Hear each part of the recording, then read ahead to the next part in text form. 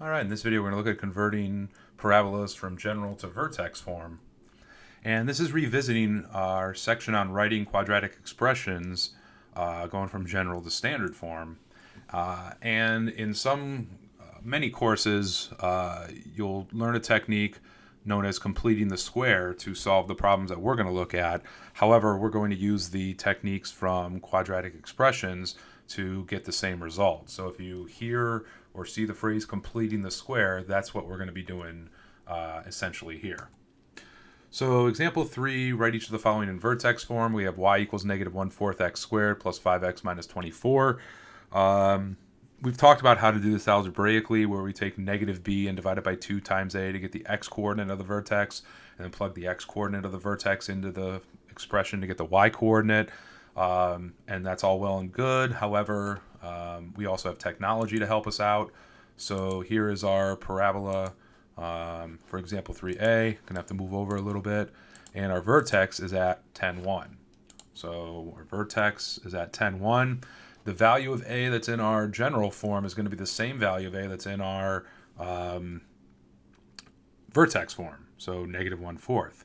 So we have everything we need, so we can write y equals negative 1/4 times the expression x minus 10 in parentheses squared and then plus 1.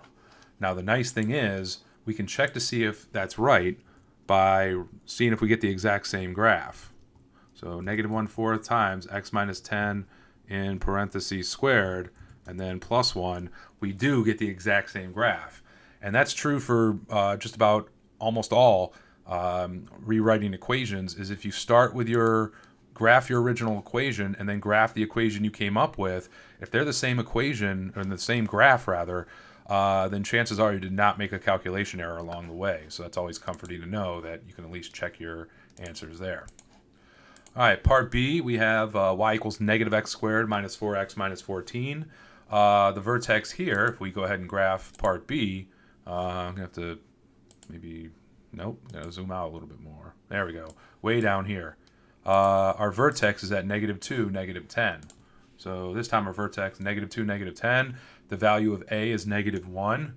So our equation becomes y equals negative, or negative 1, times x plus 2 in parentheses squared and then minus 10. So remember, it's always x minus h. In this case, x minus negative 2 becomes x plus 2. So again, y equals negative, the expression x plus 2 in parentheses squared and then minus 10. All right, part C, x equals 1/2 y squared plus 7y plus 41 halves. Let's find the vertex here. And here we get a vertex of negative 4, negative 7. So here our vertex is negative 4, negative 7. Now if we want to do this one algebraically, it's negative b over 2a, so negative 7 over 2 times a half is 1. That'll actually give us the y-coordinate of our vertex, and then we plug that value into this expression to get the x-coordinate. So when we switch our x and our y, we essentially also switch our h and k as well. That'll come into play in the next couple videos, so more info on that later. Our value of a is a half, so our equation becomes x equals 1/2 times y minus a negative 7 becomes y plus 7 in parentheses squared, and then minus 4, or plus a negative 4. So we get x equals 1/2 times the expression y plus 7 in parentheses squared, and then minus 4. All right, part D, we have x equals negative y squared minus 2y plus 9. So let's see that one. And okay, don't have to adjust it.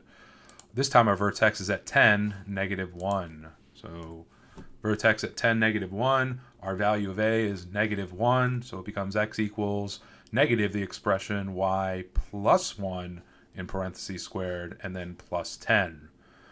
Again, if we wanted to graph this answer, it should match the graph of the original, and we'd know that we're good to go. All right, so that about does it for this video. Thank you for watching, and I'll see you.